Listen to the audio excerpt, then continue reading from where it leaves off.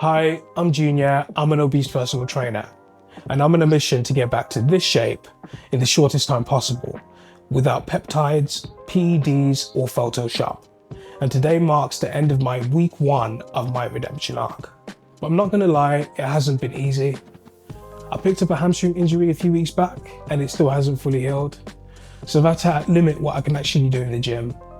So instead of forcing it, I just focus on what I can do, which means dialing in on my mobility work, foam rolling, and doing the rehab plan I've been given by a physio. And yeah, I know foam rolling sucks, but if you stick with it, you see big improvements daily. And seeing as I've got a lot of fat to lose, 400 mil in fact, I can't just go all in from day one because that's a recipe for plateauing. So I'm easing into the volume gradually because even if everything goes according to plan, I'm still looking at 40 weeks to get back in peak condition. So realistically, even if I wasn't injured right now, I'd still be starting with the same approach. In terms of nutrition, I'll phase out junk food and caffeine in the weeks leading up to this.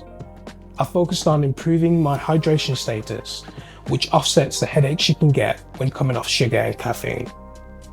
Other than that, I started my diet in its entirety this week, and to be honest, I feel much better already. My digestive system feels less bloated and more regular, my energy levels are more consistent, my brain feels sharp, and my sleep feels great. It feels like somebody turned on the contrast of my life, which is a weird thing to say, but it's true. I'll break down exactly what I'm eating in another post, but for now, I'm sharing my meals on my stories and saving them to my highlights. So check that out if you're curious. Thanks for the support. I really appreciate every message, comment, and follow. But this is just the beginning. I'm not stopping until I'm back in peak condition. This is Chirambo maxing.